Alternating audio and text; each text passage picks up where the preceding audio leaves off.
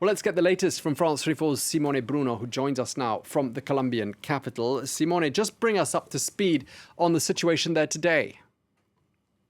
Yeah, well, the protests are increasing every day. Every day you see more people, more cities joining. In general, you have big protests in the center of the big cities during the day. And then during the night, the protest moves to the suburbs, the poorest areas. And that's where all the violence happens.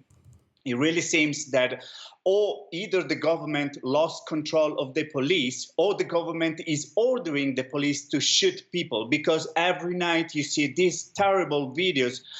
For example, there was one yesterday when you see police gathering around a person and kicking him, and then they seem to leave on one bike, goes back and then shoot him in the face. This is happening all around the country. NGOs are struggling to count the number of police violations. The last report was arrived on Wednesday, and they were counting 37 people killed. And there is another really worrying phenomenon that is happening. Yesterday, Wednesday, the mayor of the city of Pereira in live shot said that he was asking to private citizen and security companies to help to save the city against the protesters.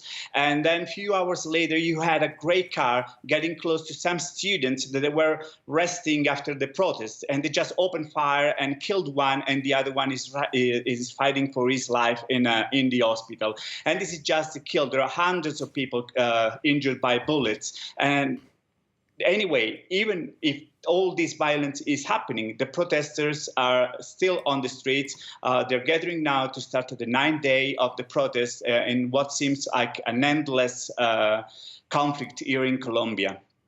Yeah, we've been looking at some violent scenes on our screens there of the situation across Colombia. Very worrying situation indeed. And I mean, let's talk about what the protesters are demanding, because to begin with, they wanted a tax reform plan to be scrapped. That's now happened. So what do they want the government to do at this stage? Sure. Well, this is a very unpopular government at the moment. People are really mad, of course, about the tax bill that has been removed, and also the economy minister resigned.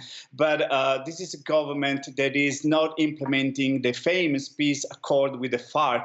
After 60 years of a civil war, they signed the agreement in 2016, and the government is not implementing the peace accord. So violence is coming back in all the rural areas. All the areas where the FARC were living are now occupied by other armed groups, which are more molecularized and smaller, and nobody really know who they really are. So violence is coming back. The peace is not being implemented. On the other side, the handling of the pandemic has been really highly criticized here in Colombia. This is the 11th most affected country on the planet, and it's definitely not the 11th most populated country on the planet. So the economical situation, together with the frustration of seeing the peace process falling apart, and the fact that the government seems insensible, they don't really care about the violence caused by the police, is making people more and more angry. This seems like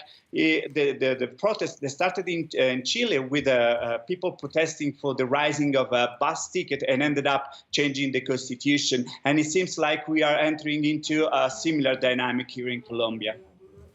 Okay, thank you very much indeed for bringing us up to speed. France 34's Simone Bruno in Bogota. Thank you.